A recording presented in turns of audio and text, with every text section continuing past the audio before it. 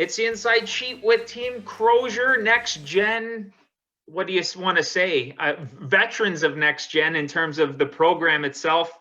They're a young junior team based out of Northern Ontario. The successes are, it's hard to even explain the successes at their age. So with us, we've got Coach Sean Croisier, Skip Bella Croisier, Vice, or do you guys say mate? I'm from Nova Scotia. I used to say mate when I played. Julia Bakos, second Emily Lovett, and lead Piper Croisier. Team Croisier from Northern Ontario, based out of Sudbury, and their coach Sean. And sorry, I would be remiss to mention Maurice Wilson, who's with us. Morris Wilson, my goodness gracious, I'm a disaster. Either one works. I'm a disaster. Yeah, either one works. Mo, that works too. Who's with the Next Gen program and helps with the team. So thanks so much for being on the Inside Sheet. Yeah, no worries. Our pleasure. Let's start with you, Sean. I've kind of done a really quick, brief who the team is, but tell us, who is this team? Well, we're a high-level juniors team. It's been together probably for 8 years in various formats. We've been quite successful in Northern Ontario. We had a first crack at really good success in 17-18 when we won our provincials, and then 18-19 when we were lucky enough to go to Canada Winter Games representing Ontario, and we ended up winning Canada Winter Games.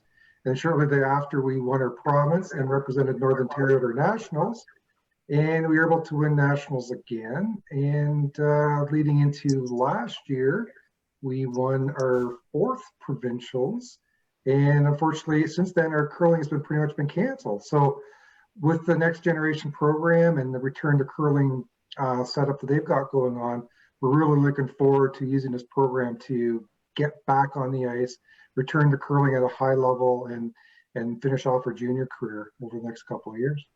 Yeah, and we'll get into talking to each of you individually a little bit as we go here, but that's a good point, Sean, is like you guys didn't sign up or get chosen for the Next Gen program and participate in it because of COVID. You've been doing it for a while, but do you think it's kind of an asset to be part of the program during this kind of odd time? Yeah, we feel it's a huge benefit to our team structure. A lot of the work that we do is off ice, not necessarily throwing rocks, but a lot of the things we do, like mental strategies, strategy discussions, like tactics, basically programs around bringing new players on, like for Julia, and just little things like that we can do in a team environment through Zoom. So we don't have to be in the same city like we normally do to practice. So this has been a huge advantage for us, and what we think is one of our key success matrices, right? So. Yeah, absolutely. Just a unique thing, and we'll get deeper into Next Gen a little bit as this conversation goes on. But let's talk to each of the players. Ladies, let's introduce yourselves a little bit. We got Bella and Piper together because why not, right? You live together, you play together. Dad's the coach. So family ties, right? What's it like playing for so long with your family? It's honestly a lot of fun, and we do fight a little bit, but we've never had a huge argument to the point of we can't play together anymore, because obviously we're still doing it. But it's just a ton of fun to curl with your family. I mean, it definitely makes it easier curling with your sister. I've known her my entire life, so I know exactly what she needs to hear and when. And yeah, like she says, it's so much fun, and I love having my dad as a coach. I mean, it's never ending curling talk, but I appreciate it. I have 2 daughters. They're younger, 7 and 9, and they know how to absolutely drill in to make the other person crazy. Like they know the buttons to push, the smallest, tiniest things. Does that, like, not that that's what you're doing out on the ice, but the good and the bad, right? How do you, like, I don't know, how do you completely disassociate from that, like, family stuff when you're on the ice? I definitely know what you're talking about, but we have stuff off the ice. We try and, we're teammates first on the ice, not sisters. And that's one of the biggest things that we can do to just distance ourselves from that sort of dynamic, because obviously we're teammates first. So And how do you do that though? You can say that. Anyone can say that. we just treat each other like people, not sisters. Yeah. I don't know if it's any more complicated than that, but I mean, like you said, we know exactly which buttons to push. So I think it's really about avoiding those buttons as best as you can, and just really knowing each other, knowing how to support each other on and off the ice, and like she said too, just approaching it as not sisters, but more as teammates for sure. Awesome. And then let's go to, I mean, you're still on the screen, but another part of the country, Julia, the newest addition to the team. So what's it like dealing with COVID, dealing with long distance, dealing with trying to join a new team via the internet, basically?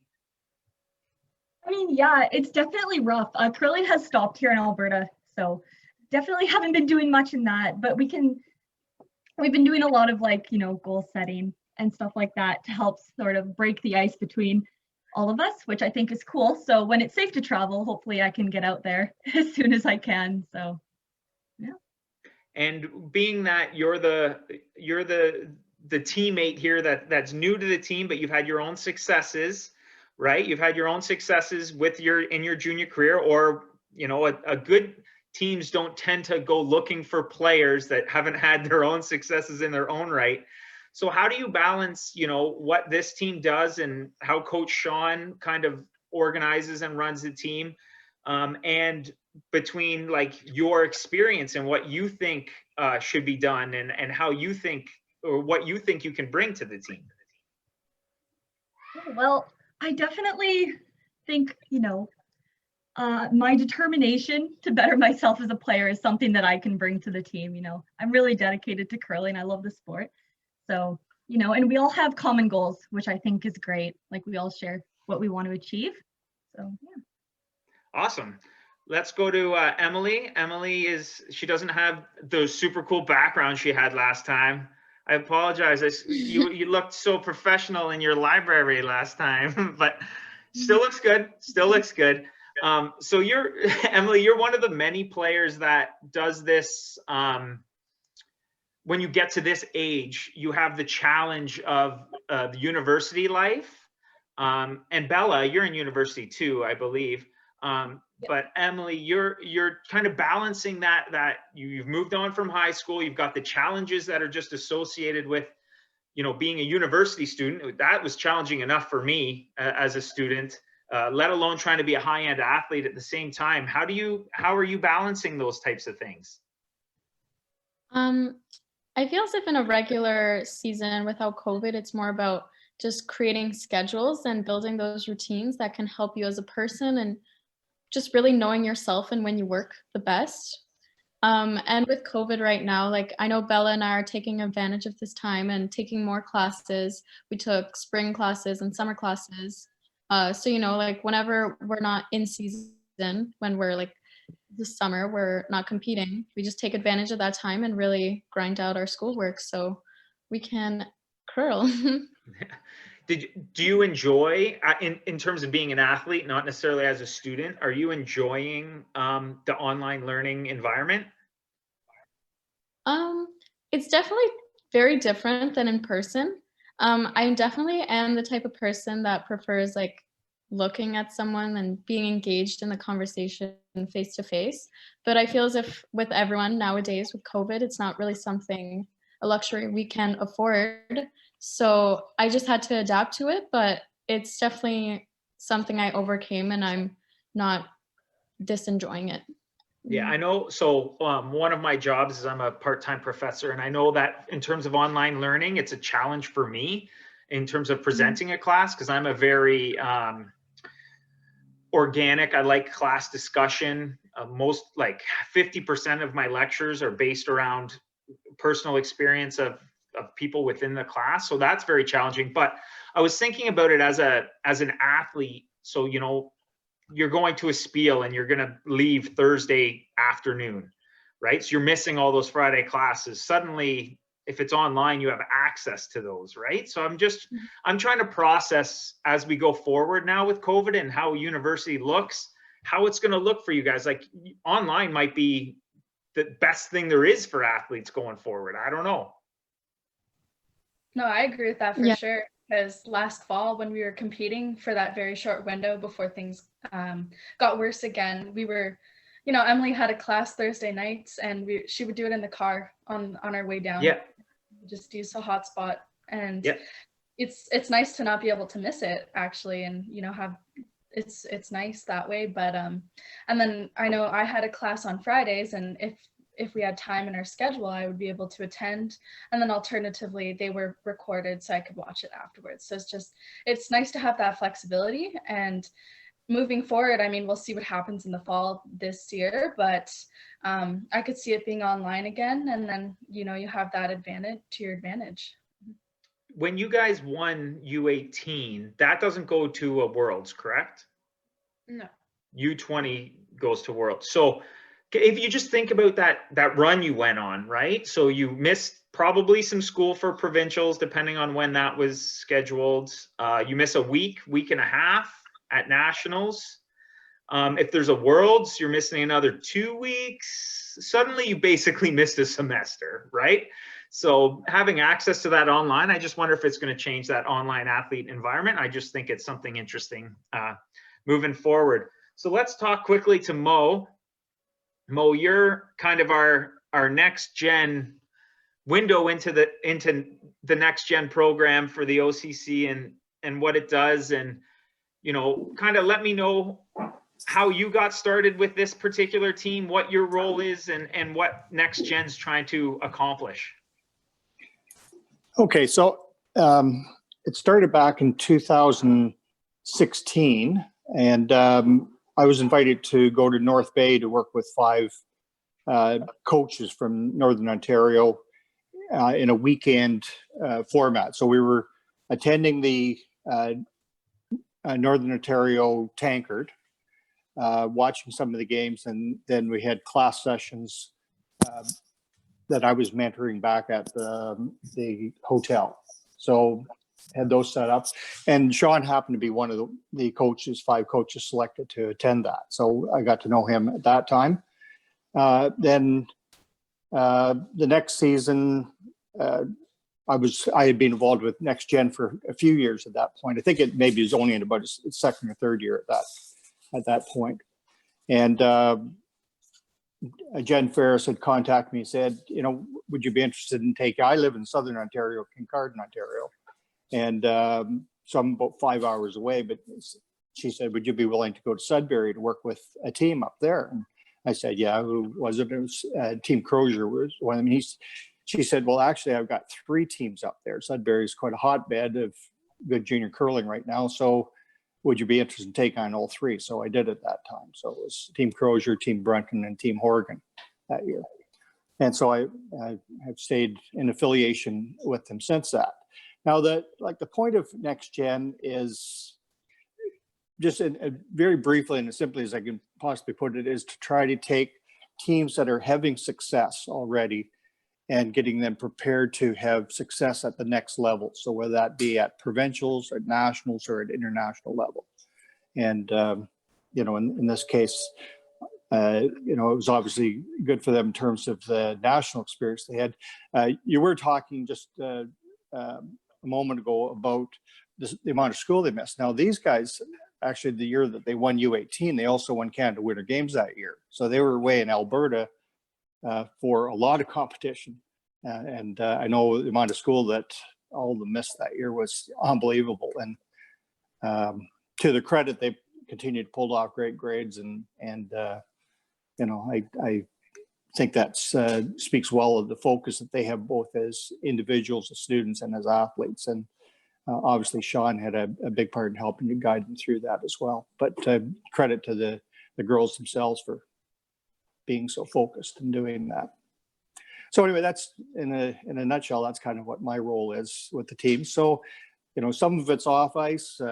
We do put together long hours on ice as well. And I always enjoy going up to Sudbury. I've met some of the greatest people ever going up to that friendly Northern Ontario city. And Northern O is definitely having its successes in curling right now at just about every level, you know, between Jacobs and McCarville, and basically anything you look at, Northern Ontario is starting to have a lot of success at the national stage right now. And there's a lot of great up and comers coming too. So yeah, and that's part of this next gen program, and what the goal is, right? Is to produce those up and comers. Sean, talking about education, because now I'm just on that mode right now. It's where my brain is going. Your dad, but your coach, you know, Mo just said, and I've already said, you know, a lot of school gets missed, a lot of this. How do you maintain that, setting those standards for your daughters and setting those standards for your athletes? What kind of challenges does that put you in? It's a tough balancing act, to be honest. It's something we always are planning and always discussing, in the sense of, for example, when Piper went into high school, we picked a high school where we can get advanced placement, where she could start doing high school courses in grade 9, because if we were successful, we knew that she would be missing high school courses in the latter part of her high school career, so she could take a spare. Same thing with university. When she goes into university this year, she's going to start taking summer courses, and Bella's been taking summer courses. We're always planning that, working with the school to make sure that she gets her courses and assignments given to her, right? Like the Canada Winter Games year, we spent 65 days on the road. That's the number that we spent. That's on the road. That's for Bonspiels. Like we travel to Bonspiels as well. And Northern Ontario to Toronto, it's about 5.5 hours. And if there's weather, we're staying overnight. We're not going to risk traveling the weather. So sometimes we're not getting home till the next day on a Monday. Or if we're having a good weekend, it's 4 o'clock in the morning after you get out of the winning a Bonspiel and travel home and dinner and stuff. So it's a balancing act. We're always trying to managing it, working with the school. We're lucky that my wife works for the university, so she can facilitate some of those nuances when it comes to university. Like she has experience with who to talk to and how do you do this? How do you communicate with professors and things like that, right? So it's always an evolving wheel, and we're looking at the next 2 years as another opportunity. So we're already starting those conversations. What we have to do to give up, and how do we succeed to accomplish our goals over the next 2 years? It's not easy, and it's tough, right? Yeah, and that's an interesting. I mean, you said it very quickly there, in a long conversation, but to be successful, you have to give something up, whatever that something is, right? Maybe, you know, I remember, like, I'm old, so this was a long time ago, like when like the internet was just starting and like Facebook was like brand new, but we would have like groups that said like, I can't, I'm curling this weekend, right? Like that was like our little, because like you just, anything with friends in high school, sorry, like I can't do that, right? You don't necessarily have to give up friendships, but you do have to give up, you know, seeing people, physically seeing people a lot. You have your summer and winter friends, DJ. Yes. Summer and winter friends. I like that. Right. So you do have to give something up. And is that one of the things you guys all look at when you decide you're going to play together, is like, what are you willing to give up so that we can win? Is that something you guys have had a conversation about?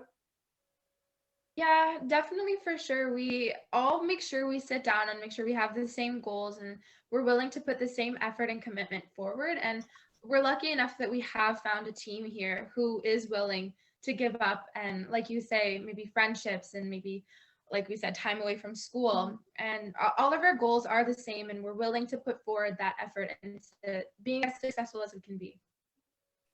And that's awesome. And that's important. One of the things, Mo, you said was the Next Gen program is built around trying to help teams get to the next level, whatever that level is. If they're having success at provincials, that's going to pass that to a national level.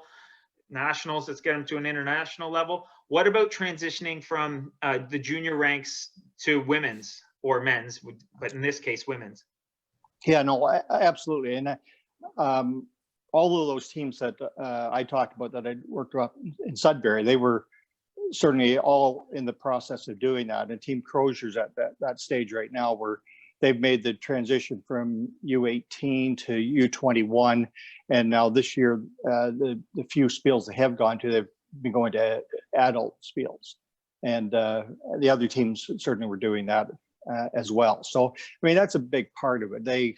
They'll sit down with their annual planning and decide, you know, what is it that they want to try to accomplish this year.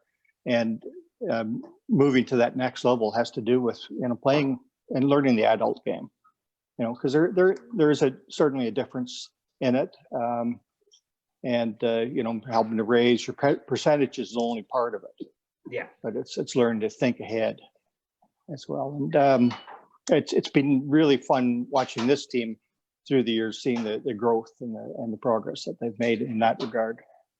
I'll leave this one open for any of you that want to jump in on it. But how do you balance long-term goals of wanting to transition into women's and what you have to do that, and your short-term goals, right? Like, you can play all women's spiels, right, this year and try to make that or next time you're allowed to play, and try to make that transition into women's easier. But then you have no idea what's going on with the junior teams, right? And how do you win this year with what you want to win? So how are you guys balancing that, or how do you plan to keep that balance of your short-term, medium-term, long-term goals? I think definitely your short-term goals will help you in the long run because you're getting that much more experience.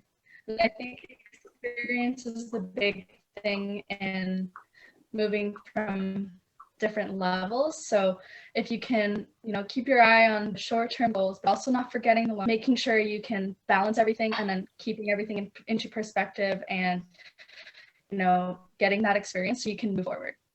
I always find it interesting. It's challenging, right? Everything's challenging in terms of you want to win now, but you also want to, you know, grow later. You know, how much sacrificing of winning now do you do to grow later, and vice versa? And, you know, finding that sweet spot. I guess that's why you have Coach Sean, right?